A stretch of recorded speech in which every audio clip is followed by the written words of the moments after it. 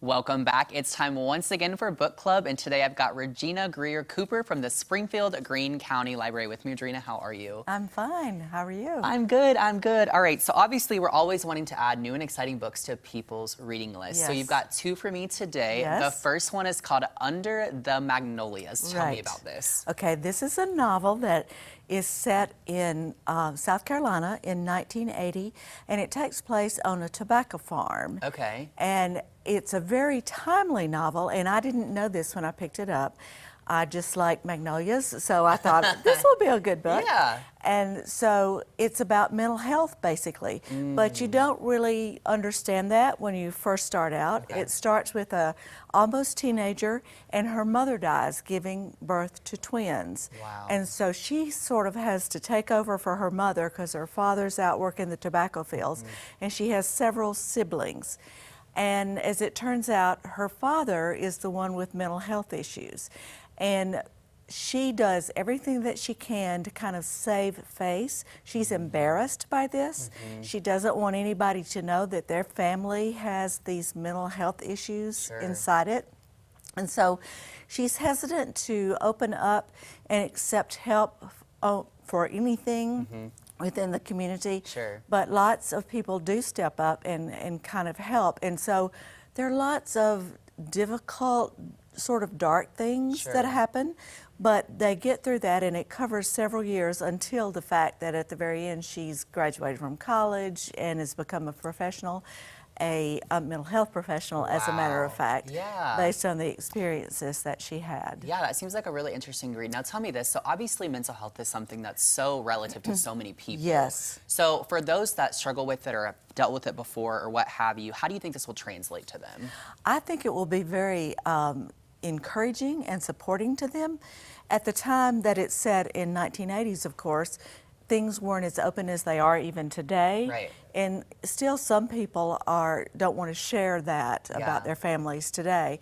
But I think if you read this, and also as I said, it's kind of, you don't suspect it at the beginning, and you just sort of get into it, and then eventually, after a lot of difficult things, things become more positive.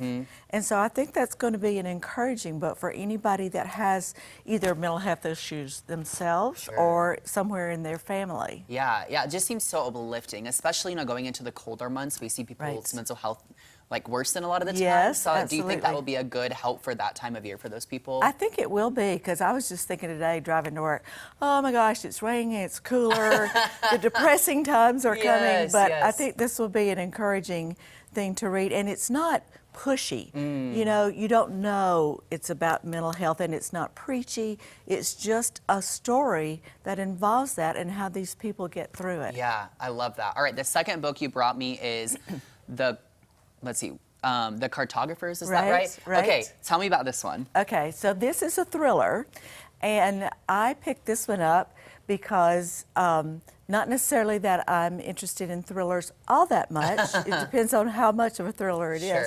But I used to live next door to a gentleman who was a cartographer as a profession. Okay. And also, looking at his life, we are still friends, even though we don't live next door to each other anymore. You wouldn't necessarily think that a cartographer's life would be thrilling or anything strange would go on with a cartographer. I mean, it's just map making, you know? So this actually was inspired by something that really used to go on back when we had highway maps, before we had Google Maps, on our phone, and you had to spread out the map and plot your trip and where you were going. So interestingly, there was something that people would do, the cartographers, they would put a phantom settlement on the map. I'd never heard of this before. So that people couldn't copyright, that was their copyright protection, sort of. And people couldn't copy their maps because you would find this, but it wasn't a real place.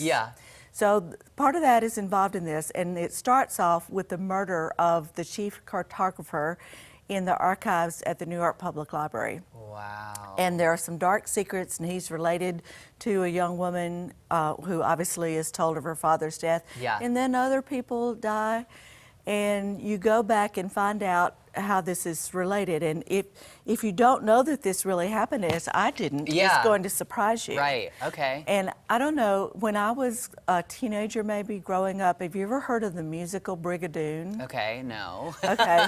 Brigadoon was this place, either in Scotland or Ireland somewhere, and it came to life once a year. Yeah. And the people, you never saw them any other time. So there's a little bit of that kind of angle in here. Okay, all and having right. seen that, that was Yeah. interesting. All right, Gina, that's all the time we have today. Okay. But two very interesting reads. Thank you so much. You're It's always a welcome. pleasure. So, Thank you for having me. all right, Ozarks Live will be right back.